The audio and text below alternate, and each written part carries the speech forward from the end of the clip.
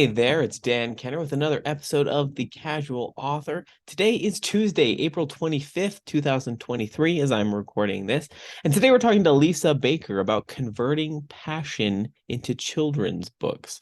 It's a really great conversation. We talk about her experience, how she sold everything. She and her husband sold everything, started traveling the world, and how she found inspiration through her passion with music and teaching kids and writing children's books. It's a great conversation. I think you're going to enjoy that. So stick around if you want to hear more about Lisa and her writing of children's books.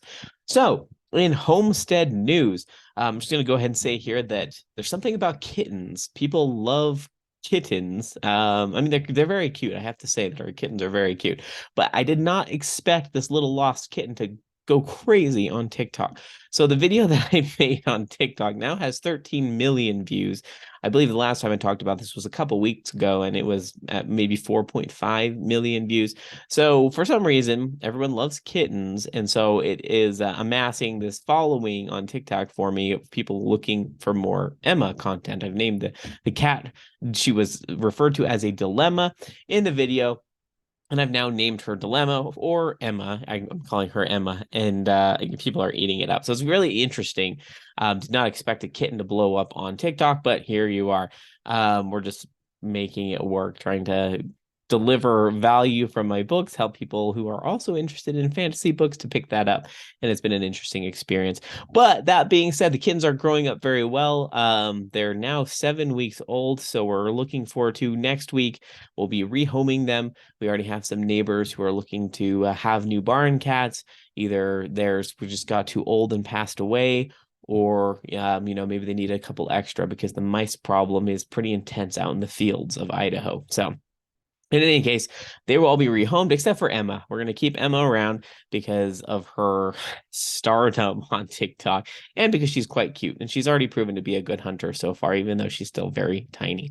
In any case, other homestead updates are everything's melted, everything is warm, so we are starting to plant everything. Today, we spent a lot of time getting the seedling start mix prepared and popping in the seeds and starting them grow. I set up all this pretty complicated system for our grow lights. We've got 3 shelves. We're hoping to add a 4th where we have a lot of plants growing. The great thing about our home is that there is an in-floor heating system. And so things aren't really that cold, although at night it does get down to about 0 degrees Celsius or 32 degrees Fahrenheit. So it's not super warm. To me, I consider it warm after a long winter, but that heating in the floor keeps the room pretty warm, and so the seedlings are going to grow pretty well, even at night when it's going to keep things pretty warm. Plus, we have a big window where the sun shines in the morning. I think the seedlings are going to like their new spot. Last year we had it in the kitchen, and there's not as much light or warmth in there, so I think it's going to do very well in our laundry room. Also, I had the privilege of shoveling more goat poop. Not super thrilling, but just took advantage of the warm weather to kind of dig down closer to the gravel, get a lot of that muck out. It was so exciting. And it is the clean out period. So those of you who don't know, we adopt the deep litter method is what it's called, where you essentially clean out their house twice a year.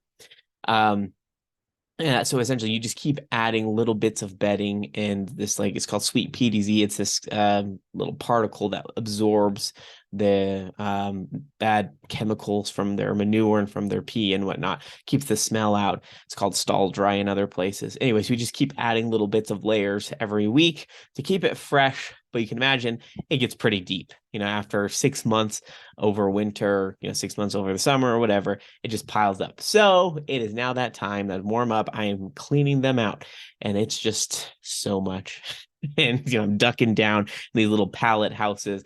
It's thrilling, I can tell you that much. But the great thing is I'm now on paternity leave for the next few weeks. My company graciously provides a few weeks of paternity leave since we had our baby last year. I saved up some of that paternity leave so that I could use it for summer projects, or spring project in this case, to prepare for the goats and build chicken structures, chicken tractors and everything. So that's you're going to be hearing a lot about that in the next couple of weeks, which is great. Our goats are due to have babies anywhere in the next week, between the next week and 3 weeks.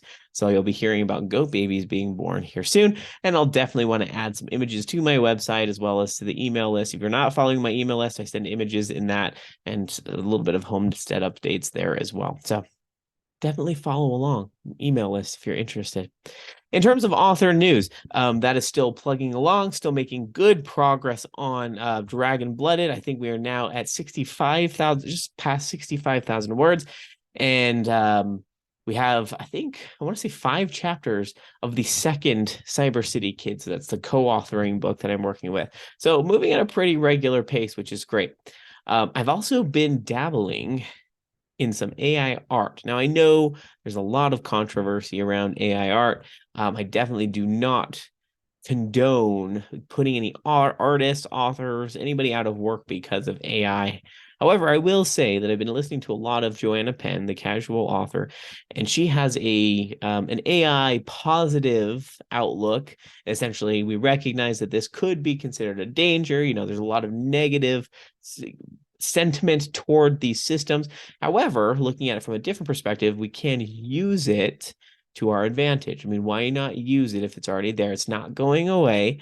And so, I've never really been scared of AI. ChatGPT has never really bothered me. Even if people start publishing lots of books, faster books, I'm not currently using ChatGPT because for me, I just don't feel like it. I know that sounds funny. I'm not scared of it. I just don't feel like it. The creation process has never really been a trouble for me. I never run into writer's block. I never have problems coming up with ideas. They're always there at the front of my mind. If I reach that point, then maybe I'll use ChatGPT to generate ideas. But I'm not there yet. I love that process. And I'm pretty sure ChatGPT can't really help me with editing. That's the one problem that I struggle with is I don't do editing. So, I'll use ProWriting8 for that. We won't get into that. However, from an image perspective, I always struggled with content marketing outside of my podcast. Things like Instagram, Facebook, and whatnot. There's always these people who have these beautiful images, and I've always wanted to commission tons of artists to do art for my books and for my ideas and everything. And while I love hiring artists, I don't have thousands of dollars. And I know that's very unfortunate to say. I would love to commission more artists if I could afford it. I unfortunately cannot. And that I think that's a lot of problems that authors run into. So what does that mean? I've dabbled in Midjourney. So Midjourney is an image generation software. I've just been playing around with it. I've invested in 1 year's worth of subscription. I don't know if I'll continue past that. It's going to depend on if I actually use it for things. So that's new. It's relatively inexpensive. Currently, I'm not paying for like top tier, just like low tier. It was around $100 for the year. So, but it's quite interesting. I'm playing around with it and pretty pleased with the things that it spits out. Now, please note, I'm not selling any of this stuff.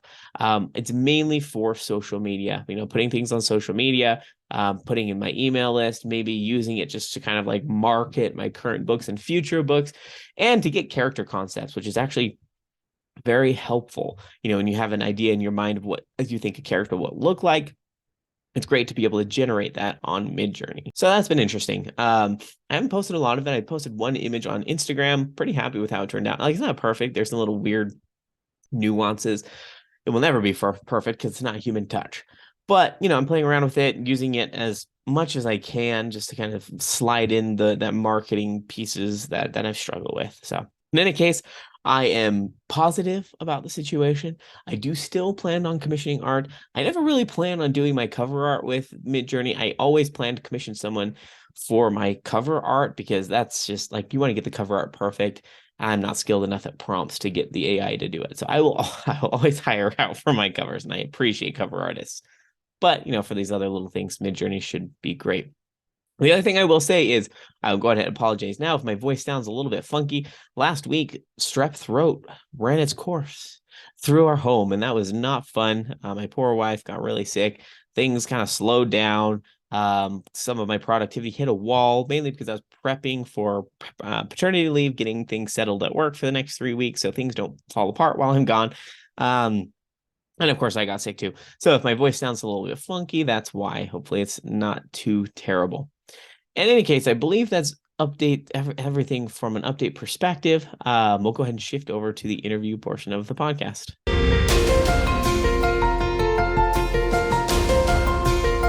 Hi, Lisa. How are you? I'm good, Dan. Thank you. I'm looking forward to talking to you, learning more about your experience as becoming an author. Currently, you're in Spain right now, as I understand. Is that right? I am. We are on the island of Mallorca, having just spent about 10 days in Barcelona and Sevilla. How cool. I've never been to Spain, but it's one of those places that I would love to go. But you travel a lot. It sounds like your life is travel. Is that, am I understanding that properly? It is. Yeah, my husband was going to be moving with his company, and that was kind of a big shock to me, only because we thought we were in our forever home. We've done a lot to the home, and um, it was interesting. So I had to wrap my head around the idea of leaving California, which it's fine now. I don't mind it at all. Hmm. And then we were going to be moving to Colorado, and then the company decided, no, we're gonna go somewhere else, and we didn't want to go to that other place. So my husband had been working there for 35 years, and he said, you know what, we're going to retire, and guess what? We're going to sell everything and go travel the world. And I was kind of on board with that idea. It's crazy. So we sold most everything, drove across the US, spent a little time with some extended family, and we started in, well, actually early September in Canada, and then have hit, I think this is our 14th country. Wow, that is incredible. And how long ago was this that he retired from? It was just last August, was Oh my, his, yeah, beginning of August. sounds like you've lived a lifetime already in such a period of time, short period of time. I'm impressed. I I have so many. I'm on my second journal already. As far as like the travel journal, trying to keep up on Instagram posts. It's been hard because we've actually had family come visit us in two different places. Actually, I'm sorry, three, because our kids came with us in Portugal in Hmm. January. My cousin came with us in Scotland. And so those times you're like, I'm not going to sit down there on the computer and do any Instagram posts. I want to spend time with my family. So then I've kind of gotten behind. And then with my newest book launch, it's been, I just have obviously made that my priority when we're not traveling or, go sightseeing. So that's the thing is like, I'm planning for this. My husband spends, as much time as I am on the computer, either writing or promoting or doing the Instagram and Facebook thing. He's actually spending all that time working on the next leg of our journey. So it's a time consuming thing. I mean, we do our sightseeing and things, but it's hours trying to figure out the next plan. I was gonna ask that actually because it's not just a easy willy-nilly thing to bounce from country to country. I imagine there's probably a fair amount of planning and preparation before you can, skip hop over to your next location. But we'll talk a little bit more about logistics. I'm just curious to know, how did the book thing come into play? Where did that come? When did you decide, hey, I'm going to start writing children's books and fit this into this cool, amazing lifestyle that we're now living? Well, actually, I became an author in 20. Well, I started my first book in 2019. Okay, So it was a little bit prior to, so that fit around my teaching. So I perfect. was a music and theater and culinary arts teacher for 15 years at a private school. And it was an absolute dream job. So leaving that was extremely difficult. But then again, when your husband goes, let's go on an adventure, that you kind of go, okay, that's going to win out Hmm. because our relationship is the most important thing. But because of being a music teacher, that's really where that first book started. That the first idea came in during a music lesson.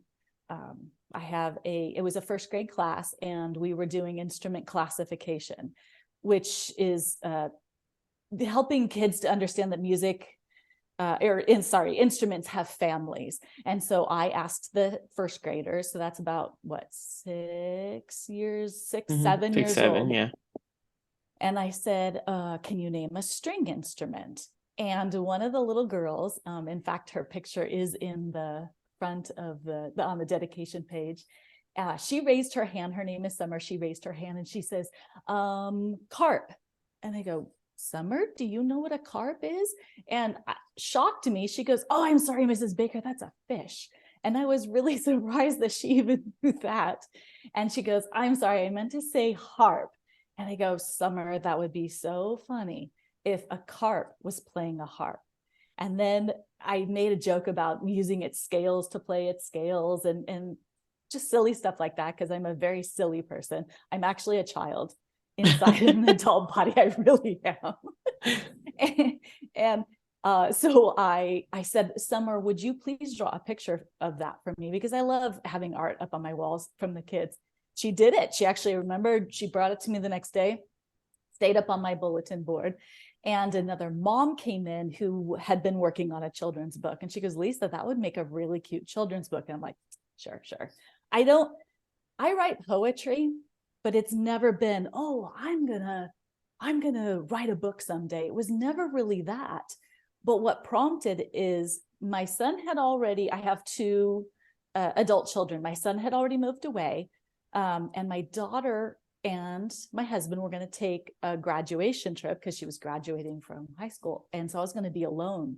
And I don't do alone. I don't like being alone. I hate alone. I'm like a raging extrovert. And so I thought, well, you know what? This is a great time to do that. And so I wrote the book.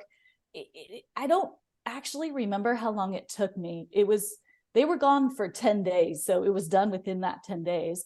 And that summer, it actually became 3 books, a series. So I have the second one has been with the illustrator for, oh gosh, like a year and a half, I think maybe 2 years now.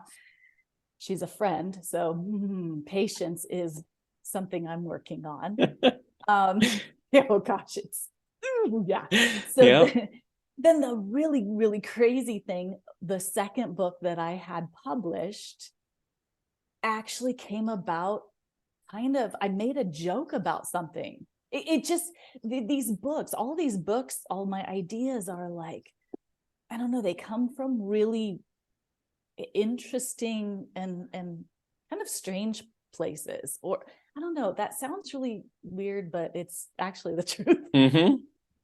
Strange truth. That second book, I'm in Boston, March 2020. Yes, March. It was right before everything got shut down. So I actually made it to a wedding in Boston, and I was meeting a friend of my cousin, and so my first book was with the illustrator. And to me, she was taking a long time. But see, I can write so quickly. So I am the bad person here. So I was being impatient per my usual. So I was just introduced to my cousin's friend who had illustrated a book. And I said, oh, I should write a new story and have you illustrate a book. And I had my phone and I was scrolling through pictures, and it was totally kidding. But that previous summer, I had been on my grandmother's farm. And I had found a picture of a cow. And so I'm like, oh, it should be about this cow. I was totally kidding, because the cow looks like it took scissors to its own bangs. Like, I mean, I've never seen a cow like that before. Like, I don't know. Well, I could show you, but okay. So it just looks like it cut its own bangs. And I'm like, oh, it should be about this. Well, my uncle was there and he grew up on that farm where I took the picture of the cow. And he goes, let me see that. Yes, what kind of cow is that? I've never seen a cow that has like hair that comes down like that before. So he puts into his phone, cows with bangs. Well, there's a disease. Well, it's thankfully been eradicated. There's a disease in cows. I heard on one of your podcasts you mentioned about vaccinating your goats, yep. right? Your goats. Okay, so it just made me think of this. So there was a disease that was called Bangs disease in cows. Completely eradicated. So that was like, oh my gosh, definitely every little girl, but a lot of kids cut their own hair. This could be an amazing story. So let's see, I was supposed to be there for 3 days. My principal texted me and said I can't come into work that next week. They were really going to try to keep the school open, but because I had been on an airplane around people, and so I said, okay, I'm changing my flight. I'm extending it because I knew what was going to happen. I knew that we were all going to have to get shut down. And so my cousin and I kind of like talked through the idea of the story. So on the flight home, 6-hour flight, I watched a movie for an hour and a half. 6-hour flight home, I start the kind of the outline of the book because it was fresh in my head. We kind of played around with the whole thing. I wrote the entire book on that flight home. The entire book, and it's a rhyming book. It's a rhyming story. Unlike my first book, it's just kind of essentially poems. That second book, or second published book, it's just incredible. I think in rhymes all the time, and I think it's because of a music teacher. I think because you think about lyrics, okay, they're mostly like 90% rhyming or 80% rhyming. It just happens. I give students instructions as a rhyme because it's silly. It's just, it baffles It's fun. me. And kids react to that. Yeah. I mean, that's the thing. There's something satisfying about a rhyme, not even just for kids, for adults. I've read how many children's books to my kids. I've got 6 kids, so I know about reading children's books. But yeah, the rhyming thing makes sense. I'm also musical. My family's musical as well. So it all makes sense to me. But I think it's awesome that you're describing these random situations that you draw this inspiration from, because I think there's a little bit of I don't know if it's a stigma or what, around authors getting ideas for books, and then it has to come from like these wild inspiration stories.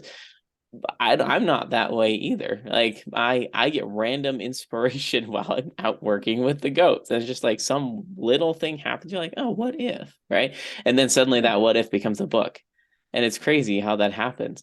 So for you, so you've published 3 books now. Is that right? Correct. Yes. 3 books, and you have this first book, in all your days I have seen the ways an animal plays an instrument. So that's the first book of a series, correct? Yes. Perfect. Okay. So for you, what made you decide to do kids books as opposed to something like a novel? Is it just because you've been a teacher for so many years, you've drawn inspiration and been with younger kids for a while? What made you to do kids books? I have read a lot of kids books because I started out teaching music in preschool as well as elementary. My elementary was only kindergarten, first and second grade. And the preschool was actually 350 students. So it was a very, very large preschool. And then I had to choose between, and of course I chose elementary because I knew I could do more with elementary, even though littles are some people are afraid of those little kids, but they giggle so much, and children's laughter comes second to children's singing in my most favorite sounds. They're the greatest. But so because I was around little kids, and I would read the children's stories, and especially the rhyming ones, and most of them were okay, but there was a lot of misses, especially rhythmically. And I thought, I really think I want to try to do this.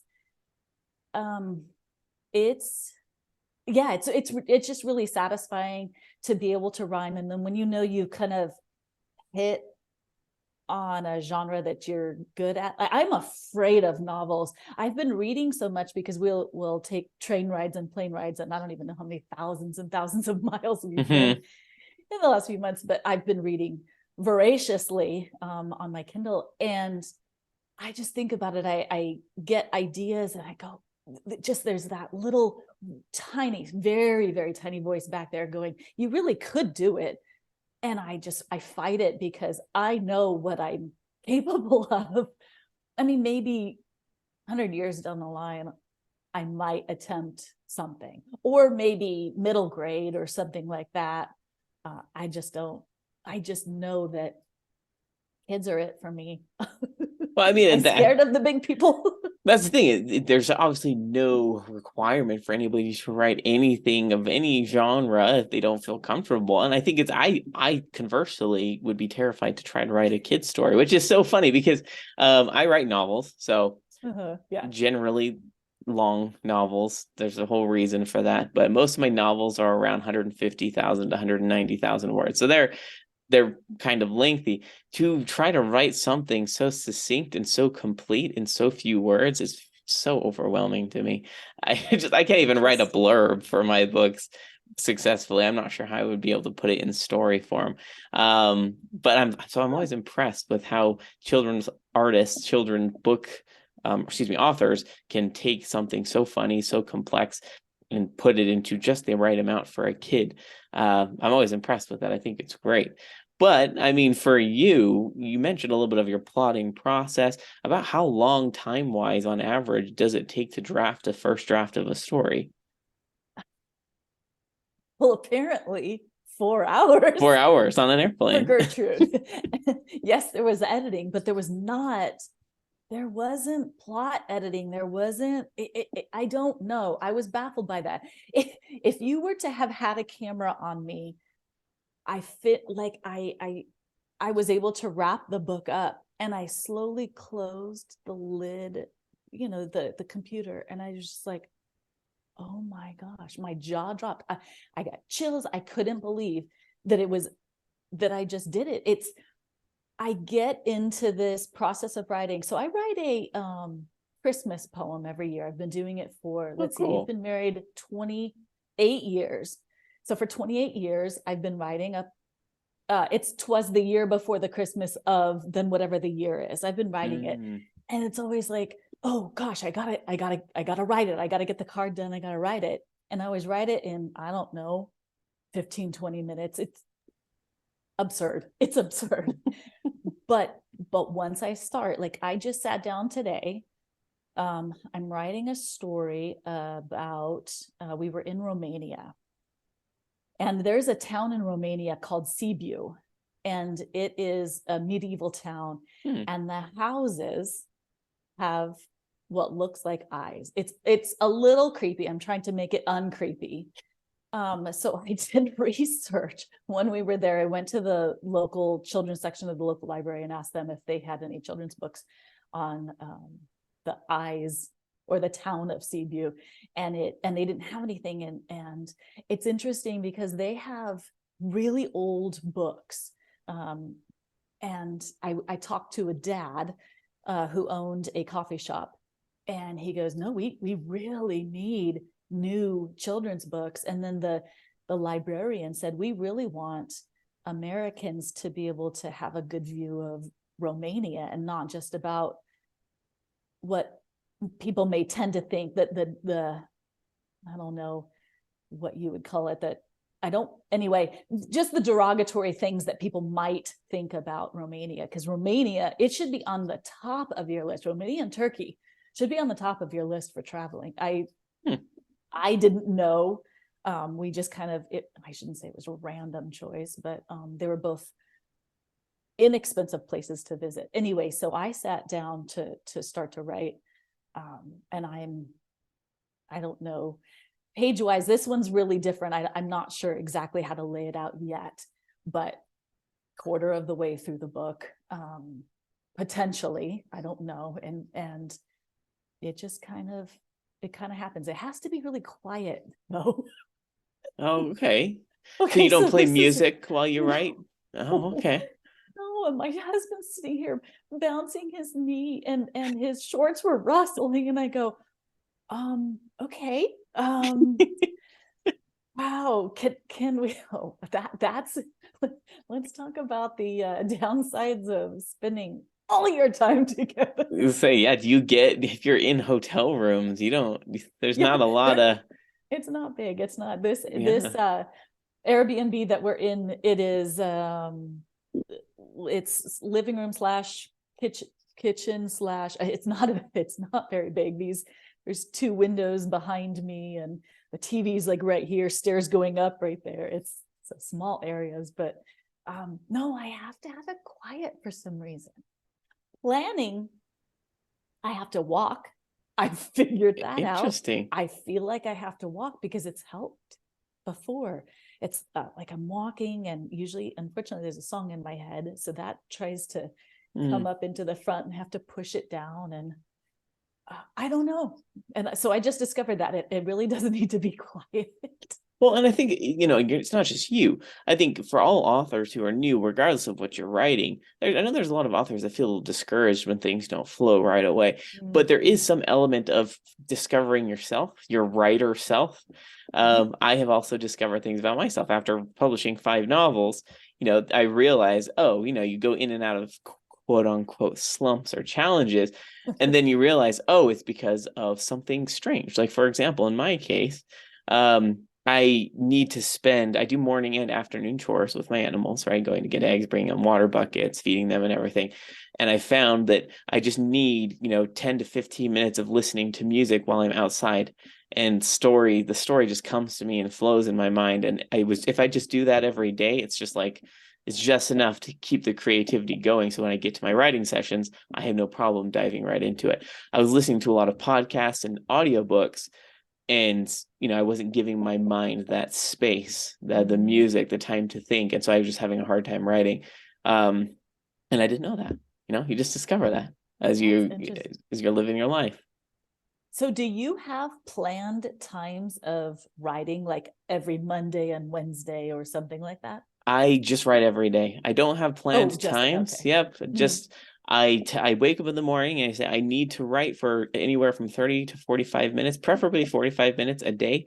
And I look at my day, my work day. I work from home, so I'll slot in a break here, or maybe it's at night after the kids go to bed. Sometimes it's in the morning when I wake up. I just try to pre-plan it and just get that 45 minutes in a day. Recently, this story has been moving pretty quick. I get about 2,000 words written, 2,000 to 3,000 words written in that 45 minutes. My last book that I haven't published yet, it's an epic fantasy novel. It was heavier to write. I only got about 1,000 to 1,200 words in the 45 minutes, but consistency. I'm just trying to be consistent, and that's most important. Amazing. So it's just, it's obviously different for everybody. But I was going to ask you about making it work with your travels, right? Because your life is unexpected in a way, right? Because you're going from one place to another.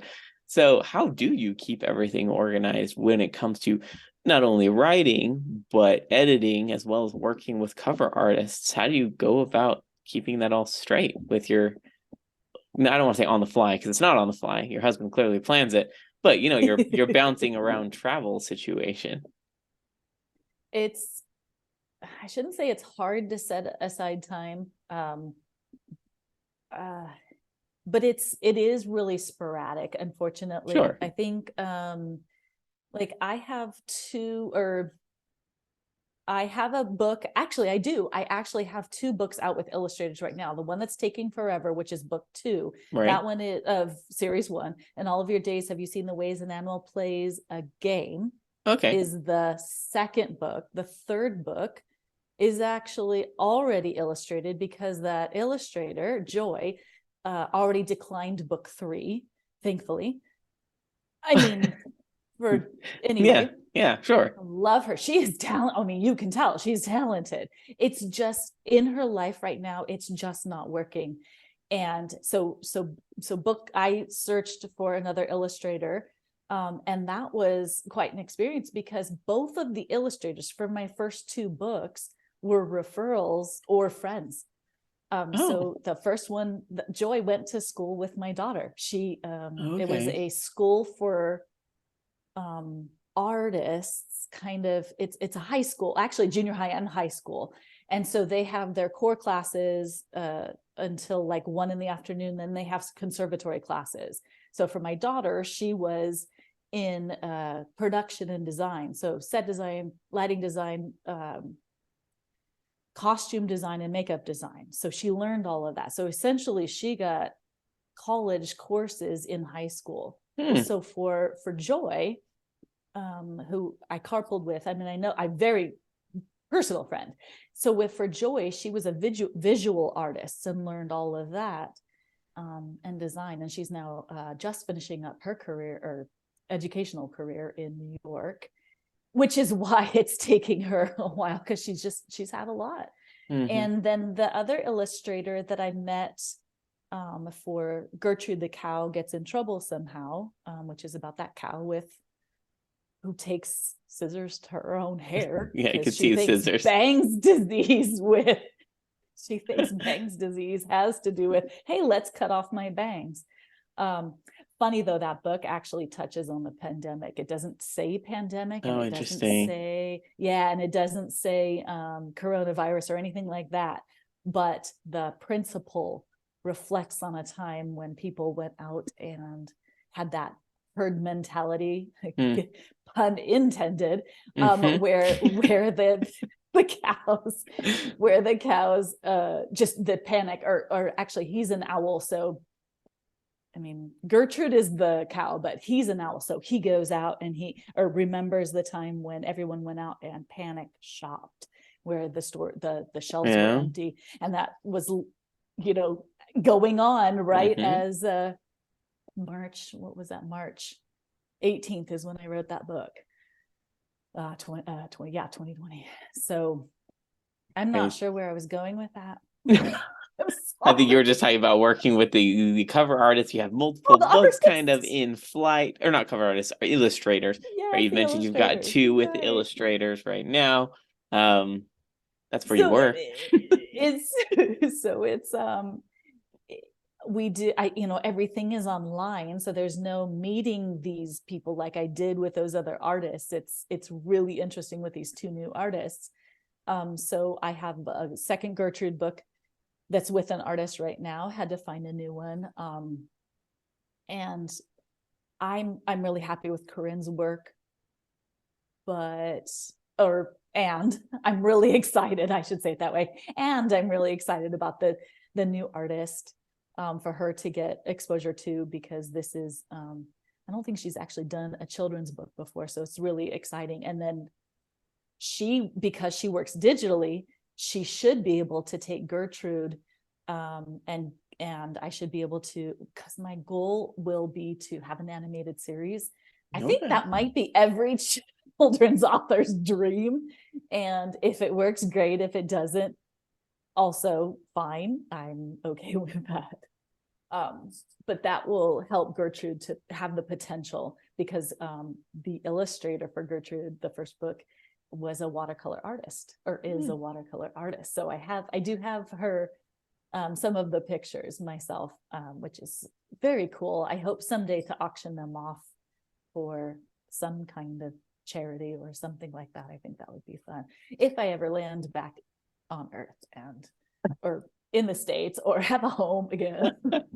When things become a little bit more regular.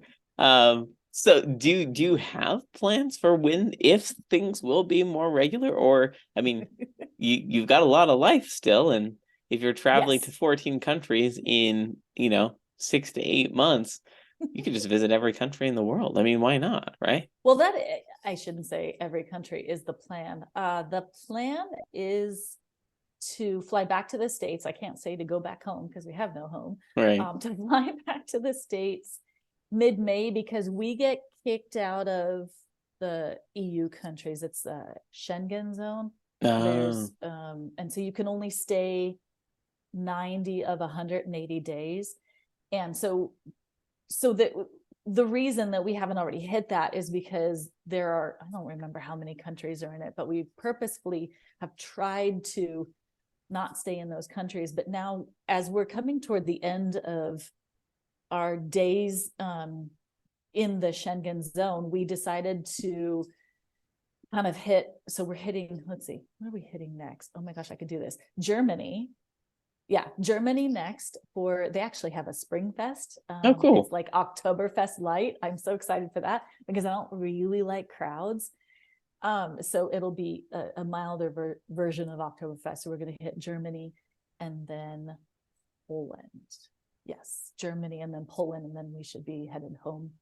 Excuse me, to the U.S. after that. But then we'll go to in the fall. Like, I think we're only going to stay kind of through the summer, visit family and friends, because that's the hard part about this. Even though we've made a lot of absolutely wonderful friends, there are such micro relationships. It's so interesting because you're like, you find something in common. We had these friends in it's actually our Airbnb hosts in Bucharest, Romania, and we met for dinner, and they wanted to show us around. They always show their guests around, and then we stayed for dinner, and then that was like 5 hours, and then they dropped what they were doing the next day and took us to Peles Castle and then also a salt mine, because we found so much in common, and knew that we were going to be leaving the following day. They're like, okay, we got to get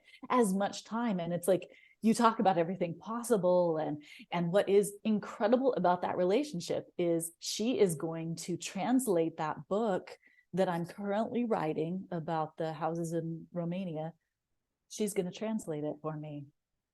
So it's just so cool how we find things in common, whether it's speaking like English, because we've had that before. We were walking down, we stayed in Albania for a month because it's really, really, really inexpensive, right on the beach. It was great. And we, and your microphone's off, just so you know. We were walking along, and then all of a sudden someone said, oh, you speak English. And that was it. It was like, we're friends.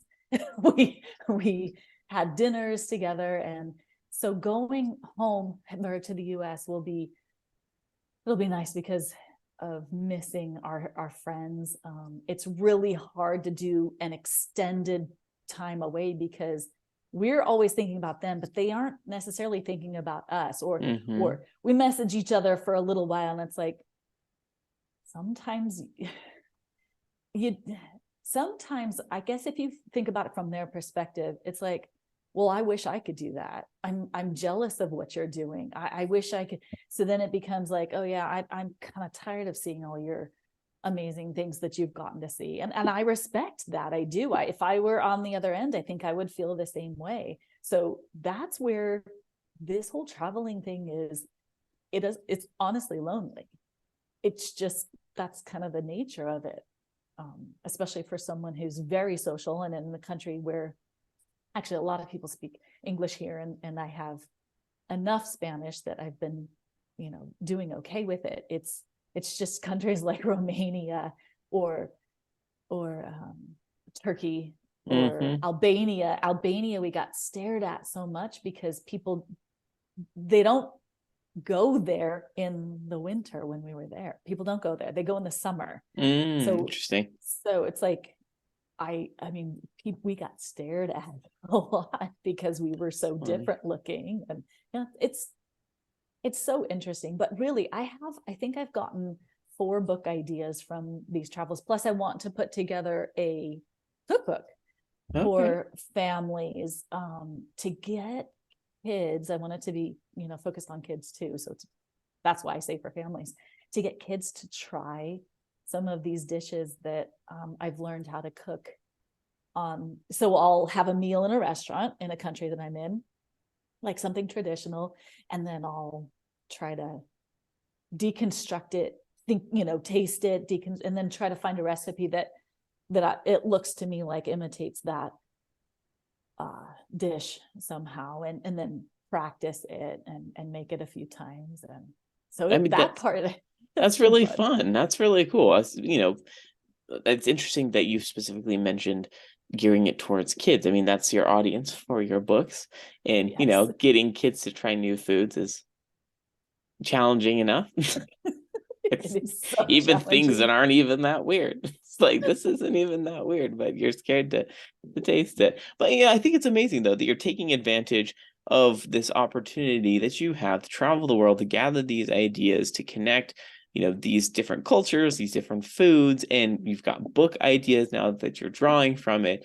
It's just, a really different experience. A lot of authors out there like myself, I don't leave the ecosystem of my farm, our homestead very often. We homeschool, we stick around home, got our goats and chickens, and there's nothing wrong with that, but it is really cool to be able to draw those experiences from travels around the world. And I was going to ask you if any of this relates, maybe it doesn't, but you have published your 3rd book just recently, I believe. Is that right? And in this one, you did the illustrations yourself. Is that correct? Do I understand that? I did. So it's about the weird sounds that kids might hear in a house if they don't know what the sound is. And I'm telling you, another weird story. I'm looking at the disposal in my kitchen of the house that we sold, and I know not everybody has, because I'm finding in Europe, or actually most of our travels, they don't have disposals. So they catch the things. But so my disposal had that, it's like a rubberized catcher. Okay. Before, so kind of to keep the big things from going down, and spoons and things like that from going down in the disposal. And it looked like it had like fingers. And they were black, and so it was aging a little bit, so that rubber was curling a little bit, and it looked like teeth.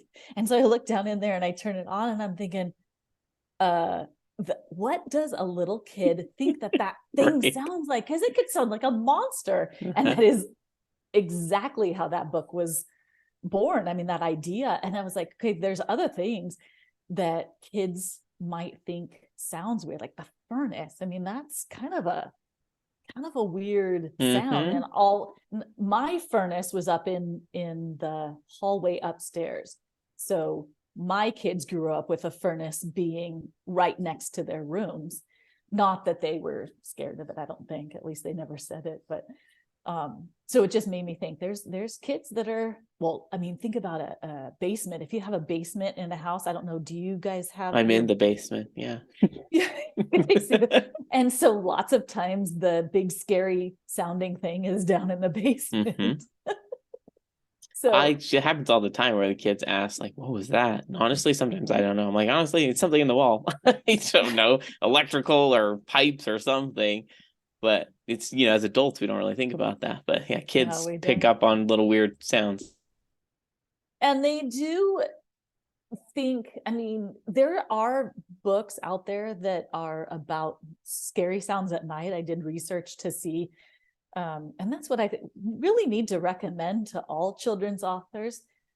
Go online and look and see if there's something already written, or even the same name. Like, I'm part of authors groups, children's authors groups, and someone just put out a book, and I looked for it to see if it was free so that I could review it.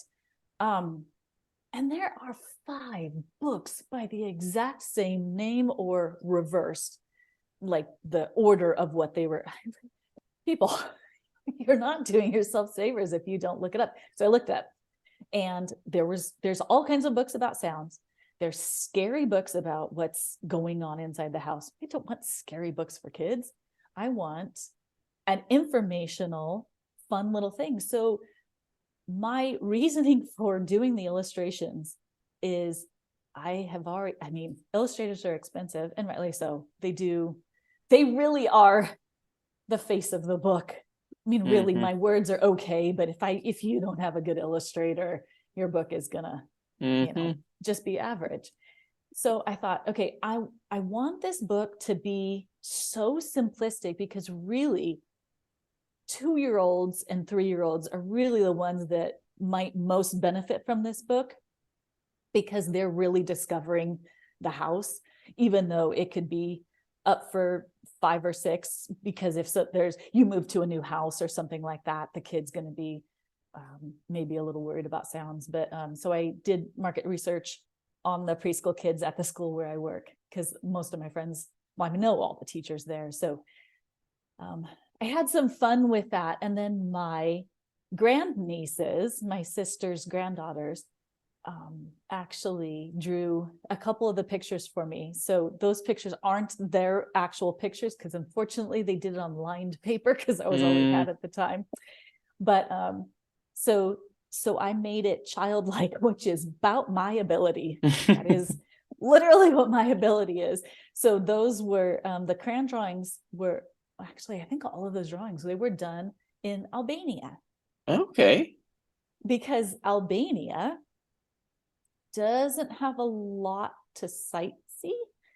And it was cold. It was Or was it not too bad? actually, it wasn't terrible. No, we Oh, had good. several rainy days. So, I mean, I recommend it as a very inexpensive place to be. I think there was more sun than not, Okay, if I good. can That's remember great. correctly. In fact, it was so, let's see, because we were there for an entire month in one city. That was the only time that we've ever done it. So that's what we thought we were going to do, is well, a month in a country, but then they have no train system, very poor infrastructure, because they're I think they only became a country in 89, Oh, interesting. 87, something like that. They're a very new country, and it's a great place to visit. And to get our apartment was $500 for an entire month, Wow. right on the beach, like steps from the water. So it was fantastic, and it was a big apartment too. But so I had a lot of time to be able to draw. We even shot a movie, a Hallmark movie, because we like created a Hallmark movie because we were so we had a lot of time on our hands. It's a very that we changed how we tour now. But you learn, right? We learn about the You bus system. learn over time. But I mean, that's great. I'm always impressed with anybody who has any amount of illustration skills or art skills. I'm not an artist. I'm also colorblind. So, Oh, wow. I can't even draw pictures with the right colors. How am I going to draw pictures that look good? I haven't tried though. I know I could probably learn. Still, I'm always impressed. And, I haven't had a chance to look at your book, but even for the front cover, it looks better than anything that I could put together. I don't have that spatial skills. My wife is great at art. It's definitely something that she has skill in, but it's still great that you went out on a limb as an author. And are these books all self-published, or they are awesome? Self-published. I was publishing with a company, and I am looking for a new way of publishing. Yeah, nothing wrong with that. I'm self-published as well, and that was by choice. But there's a lot of creative control with self-publishing that you don't always get with a publisher. So I think it's great that you have that control. You can say, I'm going to do this, and then you can do it, right? And there's no one to tell you not to, or that it's not right, or it's not market popular or whatever. Right. You can do what you like. So I appreciate that. But yeah, this has been amazing. There's probably so much that we could discuss about your travels, about all the things you're learning and the various adventures you get to have. And we are running short on time though. So before we finish out, I always love to ask, where can people find your books, find more information about you and what you're up to? My website is called Reading Rhythms and Rhymes. That is purposefully because I am a music teacher, that I want to put content on there about music and things like that. And I love, obviously, rhyming books. So readingrhythmandrhymes.com. And then all of the books are available on Amazon and Barnes and Noble and other big online retailers. Awesome. Well, I think that's great. Thanks again for your time. This has been amazing. Thank you so much, Dan, for having me. I really appreciate this.